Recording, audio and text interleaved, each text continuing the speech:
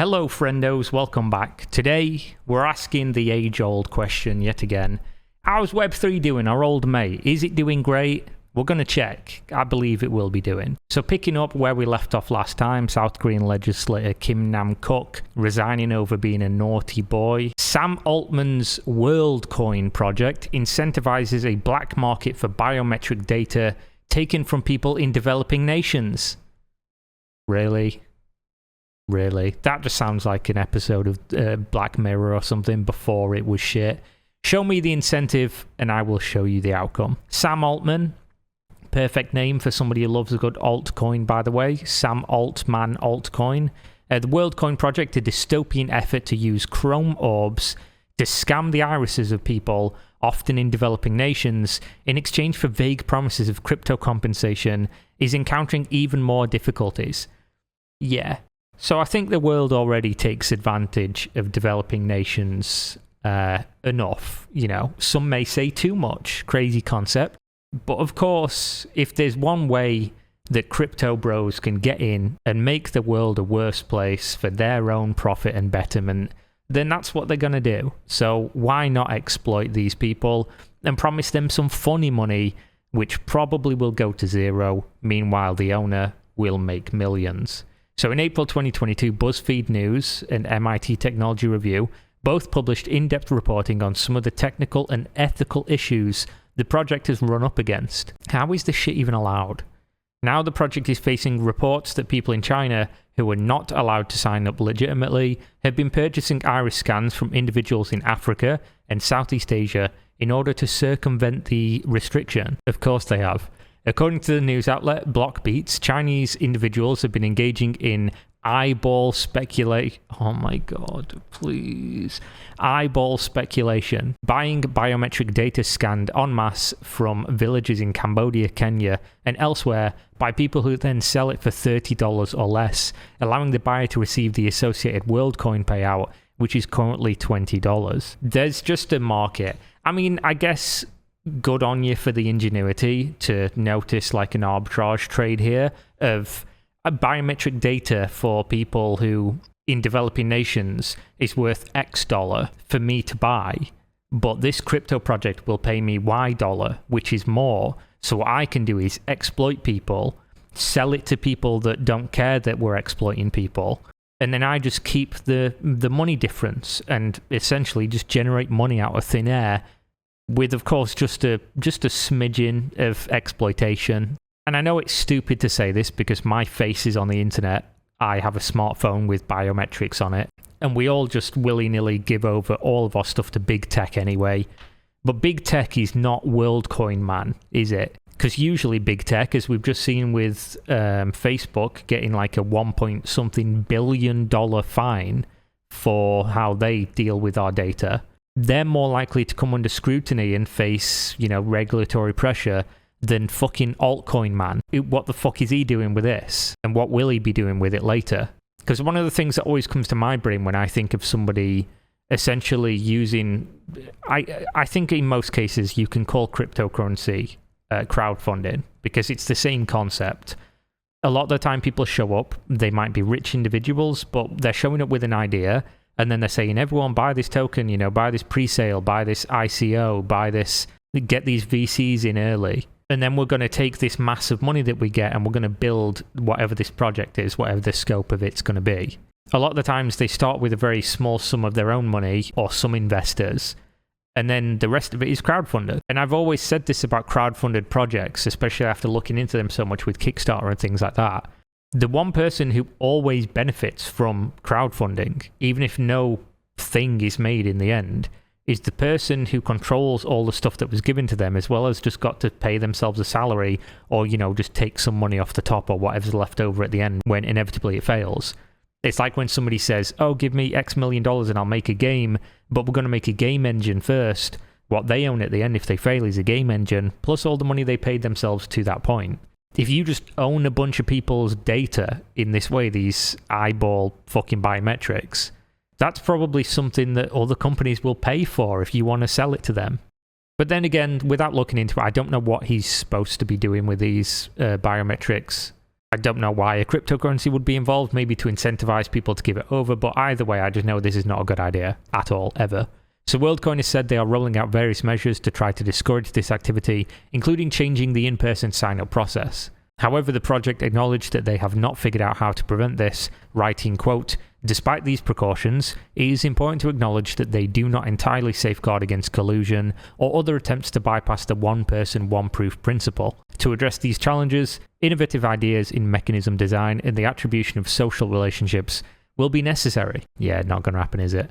But this is one of those things like, how much of an impetus is on them to fix it when they're the ones benefiting from it entirely? Always got to ask. So SwapRum decentralized exchange rug pulls for almost 3 million. Just a cool 3 milli, just a quick 3 milli. Decentralized exchange SwapRum, a project on the Arbitrum Layer 2 network. Been seeing a lot about Arbitrum lately. It was one of those projects that came pretty much out of nowhere, got really big really quick, had a whole bunch of drama around it. And then, of course, people jump ship, don't they? They were doing something on one thing, or they were scamming on one thing, and then they see a big new thing coming up, and they show up and say, oh, we're going to make a project on this. And then they scam there too. So they've suddenly disappeared with around 1,628 ETH, $2.96 million in an apparent rug pull. The thieves then mixed the money through Tornado Cash, which is a story coming up in a minute, because Tornado Cash has had some real problems recently. And Tornado Cash is one of my favorite subjects. It's at the core of all scams in cryptocurrency, so one of my favorites. The project has been audited by blockchain securities firm Certic and displayed the audited by Certic badge on their website. Yeah. Security. Big security. This added to criticism of Certic, who have come under fire for auditing multiple projects that later turned out to be scams. Certic defended themselves, writing that, as an auditor, we cannot force projects to implement our recommendations, but we can clearly and publicly call out vulnerabilities where we find them. They argued that they had identified vulnerabilities within their audit that ultimately allowed for the exploit, including the high degree of centralization and the upgradability of the smart contracts. Love a good high degree of centralization in my decentralized exchange. Love it. Amazing. Does kind of raise the question, though, should they be displaying something audited by Certic when a lot of people don't know what that means? Because when you see something audited by Certic and you've heard that name around, some people are just going to think, oh, that means that these people are legit. What it means is that they've looked over the code, not that they've done anything with it. Obviously, it wouldn't stop scammers just saying, oh, we've been audited anyway, and banging that on there. Coincafe to pay $4.3 million restitution after instituting high fees without informing customers. Cryptocurrency trading platform Coincafe will pay $4.3 million in restitution to customers who were charged high fees after signing up for a free crypto custody service. Why would you ever sign up for this? Why would you ever sign up for somebody else holding your cryptocurrency? Counterintuitive to the point of cryptocurrency. The firm instituted fees for its wallet service in September 2020, but never informed users. They also increased the fees 4 times without informing their users. At one point, they charged 7.99% of the account balance, or $99, whichever was greater. Oh my god, this is a crazy sum of money. And that was per month if a user did not transact that month. This resulted in some investors being charged fees equal to 96% of their holdings. Oh my god. This is just fraud, surely. This is just theft. One investor was charged more than $51,000 in fees in 13 months. Sign me up for this business, mate. Get me in on this one. Probably illegal, of course. Probably illegal. Another was charged $10,000 in a single month. Oh boy. The New York Attorney General found that Coincafe's misleading fee structure was still in effect even after the company obtained a BIT license from the Department of Financial Service. Oh, so yeah, if the Attorney General's getting involved in New York, don't sign me up for this one. I like being not in prison. Would like the millies, of course, but the one thing stopping me from that is prison. I don't think I'd do very well in the big house. Phishing as a service company, Inferno Drainer, steals assets nominally worth $5.9 million in 3 months. Not a bad haul there. A scam as a service company, identified by Scam Sniffer and dubbed Inferno Drainer, has stolen assets nominally worth around $5.9 million since mid-Feb. The vendor sells phishing scam software that is then used by phishers to target victims who believe that they are interacting with an established crypto project. Phishing is never going to go away. I don't know how you solve this. It's cat and mouse, and to be honest, the only real way you fix this is just people using their brains a little bit more. Phishing's been going around for as long as, electronic mail has been going around. If there's ever money to be stolen, or even data to be stolen, or access to be stolen, something like this will exist, and I don't know how you get around it. Maybe in a few years when the government chips us all, and you have a chip reader on your computer, and you have to scan your chip to access anything, but then people will just hack the chips or clone the chips. It's gonna be going on forever. The one safe way to avoid this is to just not interact with shit unless you're 100% certain and have checked that what you're interacting with is legit.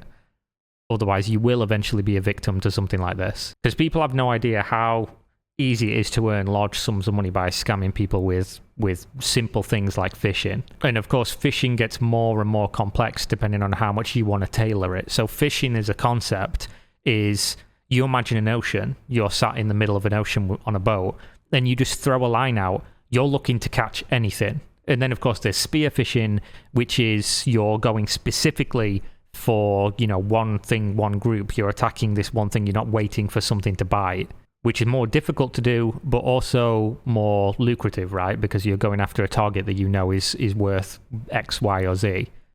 Phishing be reeling motherfuckers in from every ocean and every river in the world. And in cryptocurrency, there's no easier way to take people's money, because at least when you phish people in the real world without crypto, you've got to get through safeguards by social engineering with the information you get. Or maybe there's two-factor, maybe there's all these other things. But with crypto, you get somebody to interact with a contract once that you fucked with, that's it, their money's gone. So it is really the perfect storm for people stealing money in this way. Inferno Drainer takes 20 to 30% of the stolen funds as payment for the scam software. Not a bad service, yeah. This is scams as a service, 100% sure, yeah. It's almost like live service games in the gaming industry, scams as a service. One Inferno Drainer victim lost assets worth around $417,000. Fucking rip, man. They later sent an on-chain message to the thief writing, "You're ruining my life, and for me this money was a lifetime's work. I won't have enough for my family." They asked the attacker to return 50% of the funds stolen from them, offering to not report the scammer to Interpol and other authorities in return, and even offering to sign a contract allowing you to use legally the stolen crypto. Man, that's fucking rough. That is really rough. The victims of scams, it never gets easier. Around $110 million stuck in Aave protocol on Polygon due to a bug that can't be fixed for a week. At least this one's going to be solved in a week. Although it does again point to shortcomings of cryptocurrency smart contracts. The Aave protocol deployed a contract upgrade on the Polygon version of their V2 project that was not compatible with Polygon. The bug has resulted in around $110 million of funds in WETH, WBTC, USDT, and WMATIC being stuck, meaning users can't perform any actions involving those funds. The funds are not at risk, but it will take at least a week before the funds are unstuck, because any code change requires a DAO vote. Okay. Considering governance times, if approved, the fix will be applied in approximately 7 days from now. 1 day of delay to start voting, 3 days of voting, 1 day of time lock on ETH, and 2 extra days of time lock on Polygon, explain a post by Board Ghost Developing, a contributor to Aave. So at least, again, the money's it's gonna come out eventually, right? It's gonna get fixed. At least this is not a hack or a scam or, just money going missing or just being locked up without any way to get out, which we have definitely seen before. Oh, we're almost to the top. We're almost to the big story of the week. So Croatian cryptocurrency investment company BitLucky reportedly collapses, more than 75 million missing allegedly. Wow. Missing how? Stolen, hacked, rug pulled? Croatian company BitLucky told its customers that it would invest their money in cryptocurrencies, promising 5 to 25% monthly profit. It's a scam. This is a Ponzi scheme. It's a fraud. Every time you read a company say, "We're investing your money and we will give you X% monthly profit," it is a scam 100% of the time. I don't care what anybody tells you, it's a scam. Maybe it isn't when it's paying you out, but eventually it's going to be a scam, because there is no such thing as guaranteed market returns, which means if they guarantee to pay out everyone 5 to 25% monthly, and then 1 month they make negative 30%, that means they're taking in new money to pay back that other money, and then that puts them in a hole. That hole keeps getting deeper and deeper. Then they're robbing Peter to pay Paul, and that's a Ponzi scheme. I've looked at these a million times. They exist everywhere on the internet, usually by some of the same people. There's like a group of like 5 or 6 people that have run multiple of these, and every single time it's a Ponzi scheme. It's the same exact mechanics. And these are stealing hundreds of millions, billions of dollars per year, and you've never even heard of 95% of them and never will. And yet they always seem to have tens of millions, hundreds of millions of dollars stolen, even if they've only operated for a year or two. So however, its director Luca Bereza wrote an email to clients on May 19th explaining, "Dear clients, with a series of bad trades and decisions, unfortunately I have brought the state of the company into a crisis situation. We'll have more information in the following days." He and the company co-founder have since gone dark, turning off their cell phones, not replying to emails, and deleting their social media presence. Yeah, it's a scam. According to Croatian news outlets, Jutarji List, a secretary for the company, reached on the phone, explained, "The director went crazy and spent all the money." Didn't happen. It didn't happen. The losses allegedly involve crypto assets notionally worth $75 million US, and affect at least 700 individuals. Damn, they some wealthy individuals on average. Some have expressed the opinion that BitLucky was a Ponzi scheme all along, given the unreliable promises of 5 to 25% monthly returns, exactly what I've said. The editor of a crypto news outlet also expressed that there was a line of red flags, including that Bereza never wanted to appear in the media or have his picture shown online. Number of red flags, this is a Ponzi scheme, 100%. The secretary saying he spent all the money, what, 75 mil? On what? How are you going to spend 75 mil just at the drop of a hat? Tornado Cash DAO suffers hostile takeover. Wow. Decentralization. Gotta love it. So proposal ostensibly to penalize cheating network participants in the Tornado Cash crypto Tumblr project successfully passed by DAO vote. However, the proposer had added an extra function which they subsequently used to obtain 1.2 million votes. Now that they have more than 700,000 legitimate Tornado Cash votes, they have full control over the project. Ooh, it's crazy, right? Now, I know there will be a very small percentage of people who use Tornado Cash just because they're paranoid schizophrenics and they don't want anybody to know about the money that they have, and so they tumble their money on-chain. So other people don't know what they're doing with their crypto and track their wallets and things like that. Big whales maybe do this. But in the vast majority of circumstances, it's fraud, right? It's scams, it's rug pulls, it's North Korea, it's criminal enterprises, it's people stealing and trying to get away with the money, launder the money. That's what Tornado Cash primarily exists for. It's been essentially a black hole with only the people who don't operate good operational security getting caught. Because if you actually just put your money in there, have no IP addresses that can be traced anywhere, no KYC'd accounts, no, anything connecting you as an individual to that money, and then have fresh addresses on the other side that also have no connects whatsoever, and you wait a long enough period of time, as long as nobody, rats on you to the government, as long as there's no digital footprint, you will get off scot-free with Tornado Cash.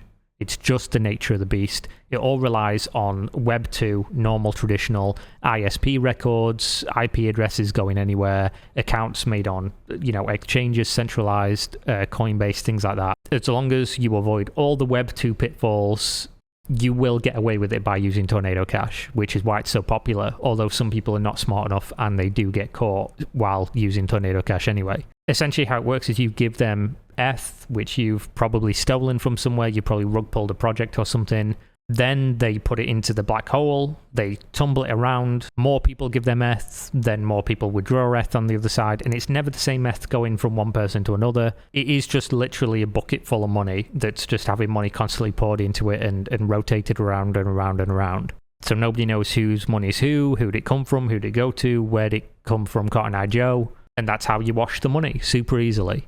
Tornado Cash got somewhat, shut down by the US government because they put their foot on the neck of the project, but it's decentralized, which means it can operate even if people get arrested, even if there's sanctions, they can still operate. Now, the problem with things with DAOs, decentralized autonomous organizations, this has happened repeatedly, where somebody will either pass a DAO maliciously, sneak code into a proposed change that people just don't audit, people don't have the the expertise to audit it. They don't know what's going on. They just read the cliff notes of what the proposed change is for without checking.